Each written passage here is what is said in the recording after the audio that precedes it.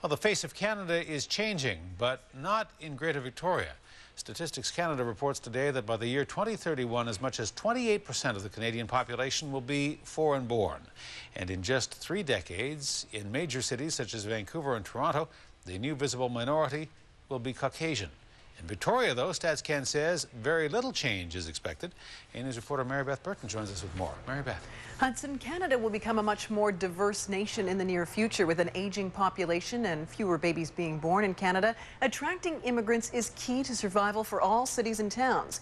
But Victoria may be missing the boat on the wave that's sweeping most of the rest of the nation. Hashem moved to Victoria in 1987 and admits he stood out in a mainly Caucasian town. Hashem, a successful business owner, is an Ismaili Muslim, a cultural group that makes up a fraction of 1% of the population of Vancouver Island. We have a very small society over here. 100 and 150 people is nothing compared to 10 to 12,000 in Vancouver. StatsCan says foreign-borns will grow exponentially from 20% of the population now to upwards of 28% in the year 2031. In larger centres, immigrants will be the new majority, with 63% foreign-born in Toronto in 2031 and 59% of Vancouver's population.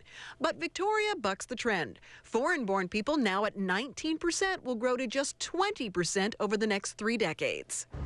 Statistics Canada says the national average of visible minority people in the year 2031 will be about 32%. In Victoria, half that, just 17%. I think it's a wake-up call. Kim Walker is working with the Intercultural Association on a 3-year project to make Victoria more welcoming to immigrants. Walker says the big cities get more new Canadians because they already have family members there to sponsor them. I think in Canada we get about 50% of our immigrants are skilled workers. So they're coming for economic reasons. They're coming to look for a job. And they just naturally tend to go to the larger cities because that's where they think there's going to be work for them. People have children, people are...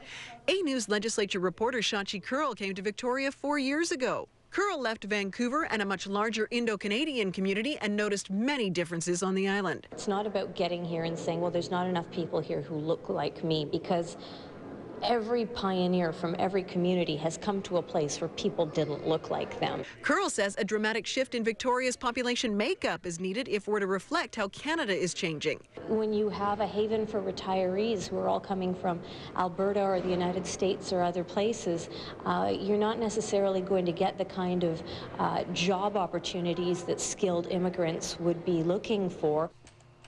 Hashem, who now employs 30 people, admits it was very difficult breaking into Victoria's business community. He believes Victoria has become much more inclusive in his 20 years here. I think it's welcoming already, but I think it probably needs to go out to these ethnic groups and try and tell them that we have a secret here, which is the best place to live in all of Canada. And the topic continues March 29th with a dialogue on diversity. It's being held at Victoria City Hall. It runs from 9 a.m. to 1 p.m. and will tackle the tough questions like, is Victoria welcoming to new people? And it will address the now larger question of how to get competitive in encouraging more immigrants to make roots here on Vancouver Island. Hudson? All right, Mary Beth Burton reporting. Mary Beth, thanks.